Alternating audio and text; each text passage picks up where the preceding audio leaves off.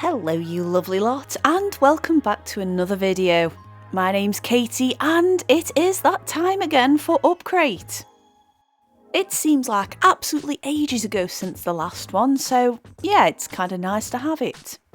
This month's featured artist is Connor Smith and we have a lovely black and white drawing of a tiger there.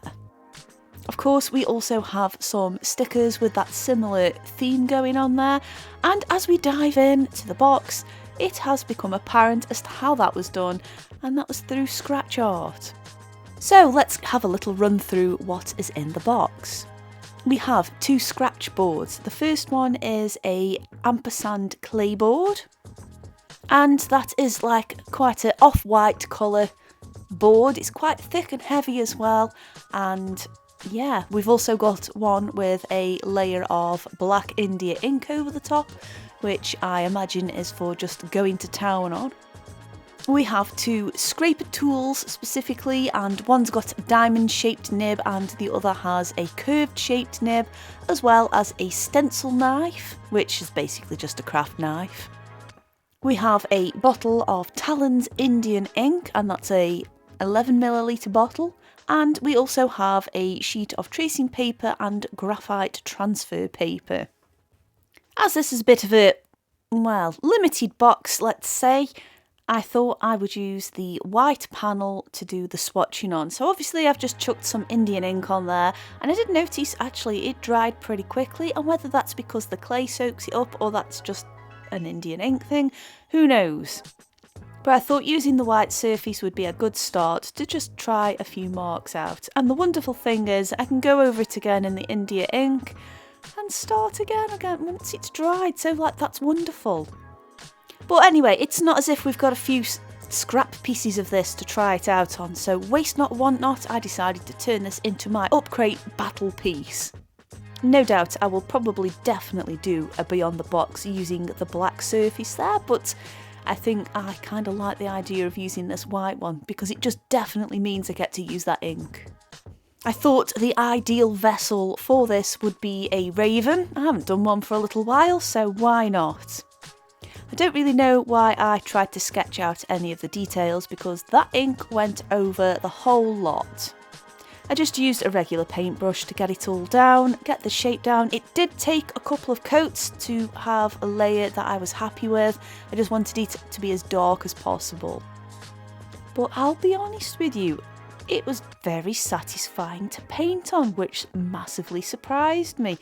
I mean, just look how dark that looks. Like I say, it only took a couple of coats, and to be honest, I was being a little bit pernickety by adding the second one, to be fair, but hey, I did it anyway.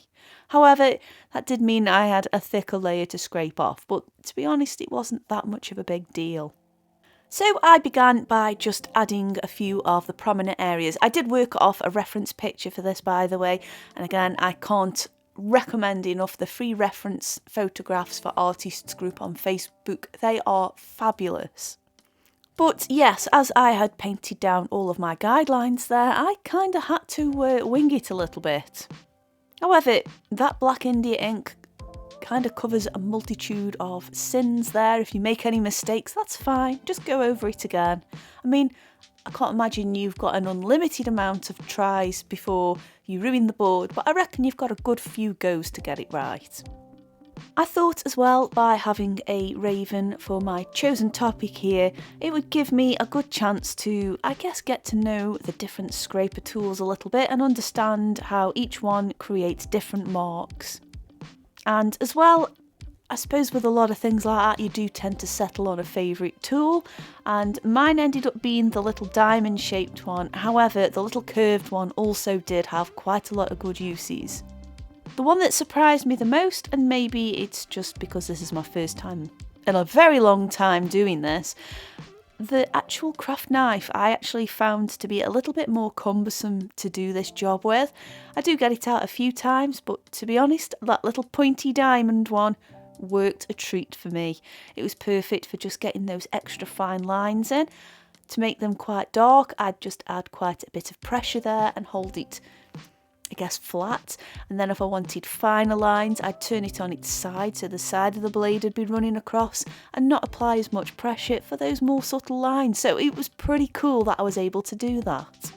My most recent experience of using any form of scratch art are those ones where it's like the rainbow sheets and it's not quite as a resistant layer on the top. It's usually the black stuff. You scrape it off and you've got a rainbow underneath, and it usually just takes a wooden tool. You could even do it with your nail. I somehow don't think that my nail or that wooden tool would quite do such a good job there. So yeah, on principle, I guess I knew what I was doing. However, when it actually came to executing it, quite a different experience. There was quite a lot of having to learn how to hold the tool properly and understand how the pressure works. For me, I found that dragging the blade towards rather than actually pushing the blade was a lot more effective and created a lot more consistent lines. But hey, that's just something I've picked up. I mean, I found that with my favourite tool. However, you might have a preferred one and you might have your perfect ways of working with it. And I guess really, if anything, you've kind of just got to dive in and see what works for you to begin with before, I guess, expanding on those skills later down the line, if you do enjoy this, that is. Now, one thing that massively surprised me was I thought I would hate doing this. Not the actual technique as such, but the scraping. For some reason, before I actually started doing this, I was thinking, oh gosh, it's gonna sound like nails down a chalkboard. Or any other unpleasant scrapey sounds. And I did find actually it wasn't that bad. Yeah, I'm aware I'm scraping something, but you haven't got any horrible high-pitched shriek coming from it, so for me anyway, it wasn't unpleasant. I also thought that the feedback I'd get through the scraping would also go through me, but I actually, again, was quite pleasantly surprised by how relatively smooth the whole thing was. I found that I didn't actually need to apply a huge amount of pressure there, and that's a good thing because I think if I'd have gone in there too heavy-handedly, I'd probably end up chipping the board and it wouldn't be very aesthetic, and also I didn't particularly want to damage the board since we've only got two surfaces. Another thing to note as well whilst doing this is you do get a little bit of dust coming off. I wouldn't say it was like loads of particles in the air, but right next to where you're working, obviously you're scraping it off and you've got little piles of dust next to it. So be aware of that. What might be a mark actually just might be a little pile of dust there. So keep remembering to either tip your surface so it all slides off, or if you've got a brush to brush it off with. I actually just ended up blowing it off. It wasn't really that big of a deal. I shall clean that up later, no doubt. Actually, who am I kidding? It's going to stay on the desk until I really tidy my desk up. I'm kind of messy like that. And are any of you lovely lot out there fellow messy desk people? Or are you very tidy and organised? Let me know. I am pretty organised in some areas. I like to keep my paints relatively organised. However, the work surface in front of me, and I'll be honest, the majority of my room is kind of chaos, but at least I know where everything is, for now. I tend to find if my room is a little bit too tidy, I find it a little bit off-putting to do any work in, so a little bit of mess isn't quite as daunting a room for me to work in. It's like a blank piece of paper. Be a bit scary, but if it's got a bit of something already on there, no problem. Anyway, I think I'm waffling on a little bit here. So as you can see, the feathers are absolutely a joy to do with this technique. I didn't think I would enjoy it as much as I did. Again, referring back to the one and only technique I'd kind of learnt from this, side of the blade, very fine details for the quills, and the slight less flat area, well, the more flat area of the blade, great for adding highlights. I also found that the highlights were easily added when I used the curved nib. Again, I could just lightly chip away at it without chipping away at it, you know what I mean. And that allowed me to just add a bit of highlight at a time. I suppose if I can give you any advice from this one time using this medium is take your time with it. There's no rush, enjoy the process. I personally kind of find this repetitive stuff quite relaxing, so it worked nicely for me. Take your time with it. If you make a mistake, don't worry, see how the rest of it pans out. You've always got that India ink to go over it with, and you've got a few more tries to get it right. I did find that the area where I had swatched, it's not massively apparent, I'll be honest, but when it came to scraping over it, obviously those previous indentations were in there, so just be mindful of that. If you do make a mistake, go over it and think you can go back in there normally. It's not quite going to be like that, so just be careful that your blade doesn't catch in any of those grooves that you made earlier. I also found it actually quite a wonderful little device as well to tidy the edges up where the ink was. Obviously I'd done my best to get a very nice silhouette area to work on, however just chipping away at the edges was perfect to refine those details and again just add a little bit more texture in there. So what are my thoughts on this box overall? Well, I think it was a hit for me.